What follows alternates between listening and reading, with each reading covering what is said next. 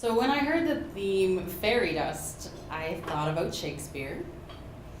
And specifically, I thought about that moment when Shakespeare suddenly started to make sense. I don't know if other of you had this experience, like I was trying to read Shakespeare in high school English. I was trying, and we were reading the plays, and I was trying, and then just one day, it was like somebody sprinkled fairy dust, and like, I couldn't imagine how I couldn't understand it before. Like it just all made sense suddenly.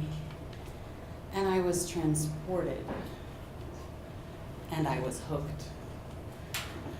I studied British literature for college. And then after I got my first job in New York, the minute I had more than $2 to rub together, I got myself on over to England. And I went to Stratford-upon-Avon, and I went down to the Globe, and I mean to see Shakespeare performed in the place where Shakespeare was writing it to be performed.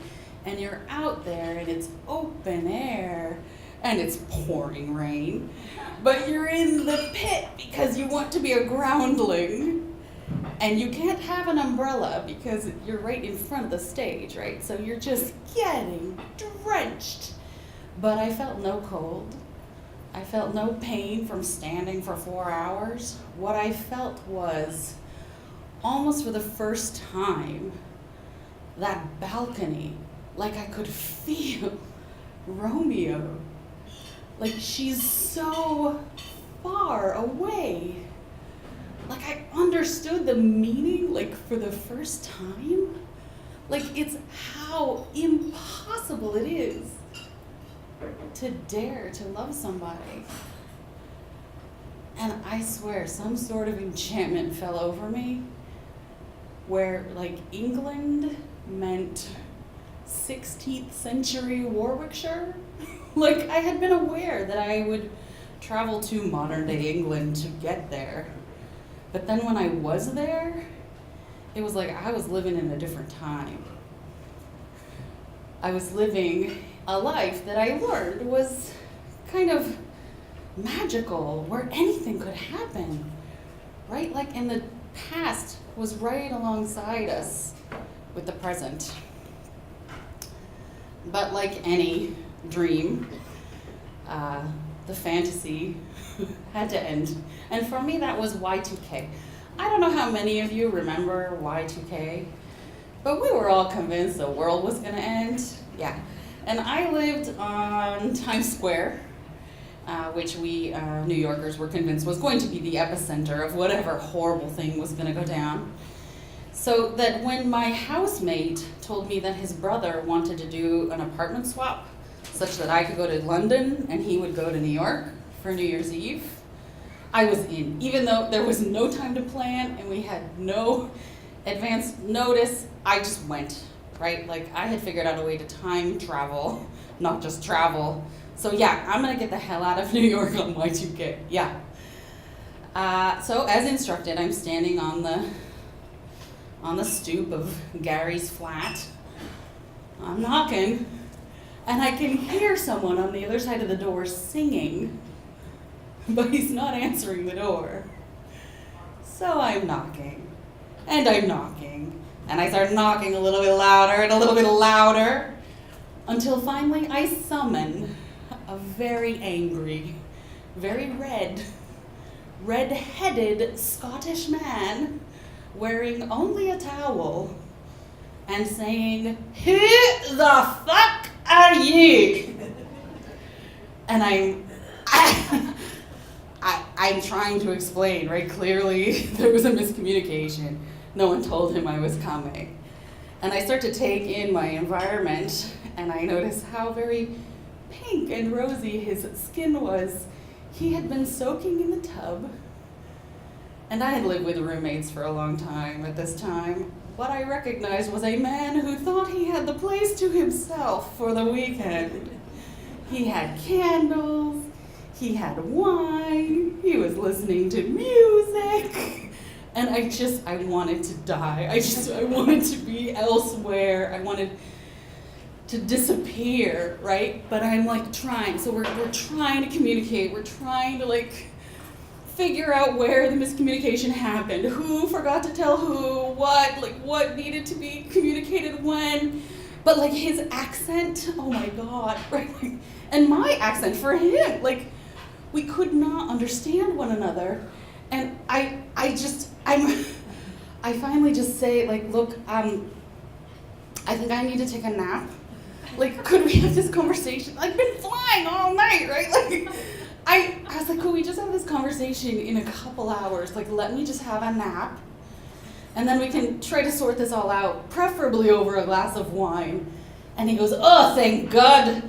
You know how to be a house guest. You've brought me a bottle of wine. Fuck. Fine, he says. Gary's room is down there. You can keep for an hour. What time shall I come to knock you up?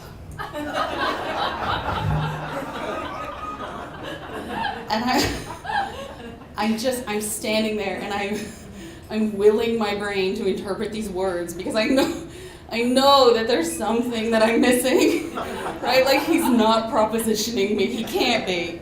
Like he's so angry, right? And I can see he's getting visibly more angry as I'm not answering.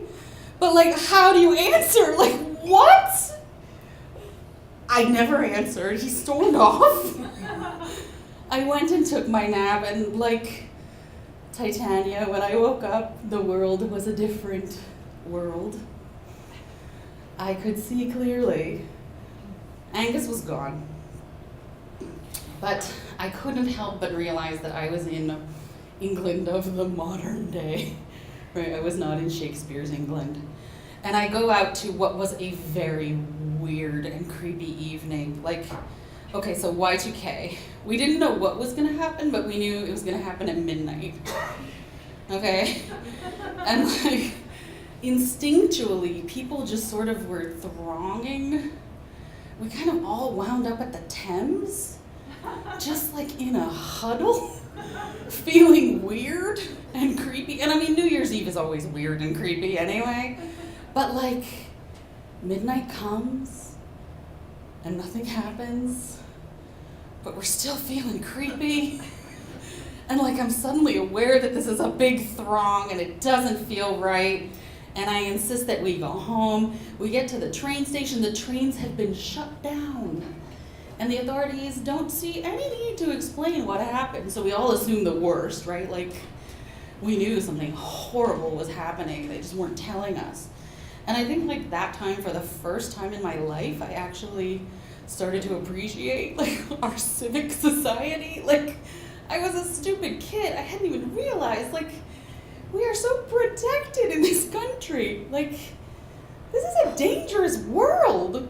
And even those checkpoints that I love to like complain about when I lived in Times Square, like, I suddenly started appreciating those as I was walking home on my stocking feet for 2 hours from 2 to 4 a.m. We all chose to just walk to the house of whoever lived the closest.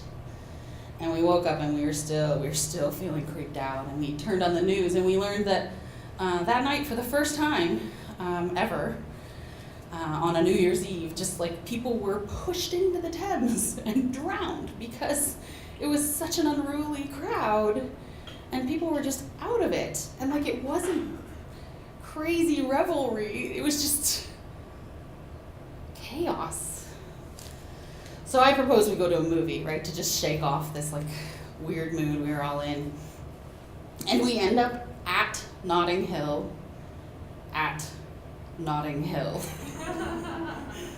And finally, if I hadn't had to confront it by that point, I had to confront that I was in this process of conflating life and art and fiction and nonfiction and present and past and geographical locations like New York and England. And I guess I kind of realized too, though, that I could take these prose-colored glasses on and off. Like, I could choose to find magic, right? Like, the magic was there for me to find or for me to look for or for me to make. So I decide I'll go back to Angus. I've been avoiding the house all day because I was afraid. But I got a bottle of wine, and I come home, and Angus had been feeling bad. He had prepared a proper Scottish stew, and I don't know how many of you have gotten to partake of the restorative properties of a proper stew. If not, there's one on the menu, I noticed. Guinness stew. Yeah, it looks delicious. All can be mended with stew, as it turns out.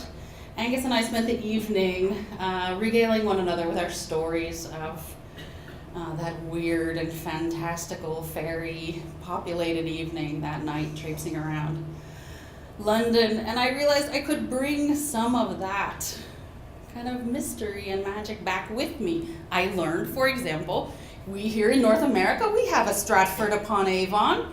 Has anyone been? Been, I should say, right? It's up in Canada. It's wonderful. And I know, coffee is supposed to be the thing that like transports you through time and space, Nescafe, but for me, a cup of PG Tips can take me right back to ye olde England.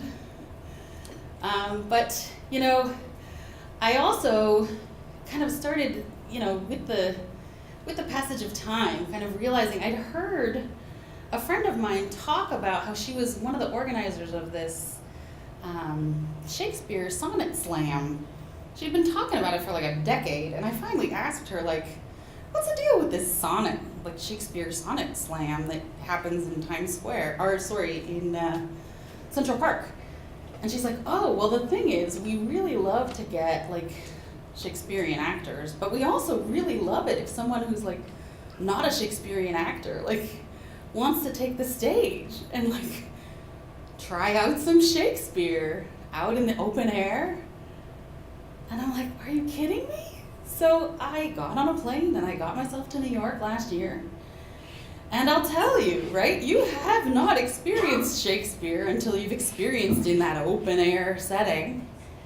And another thing about a balcony is a thing that you can ascend. And oh my Lord, the view. Thank you.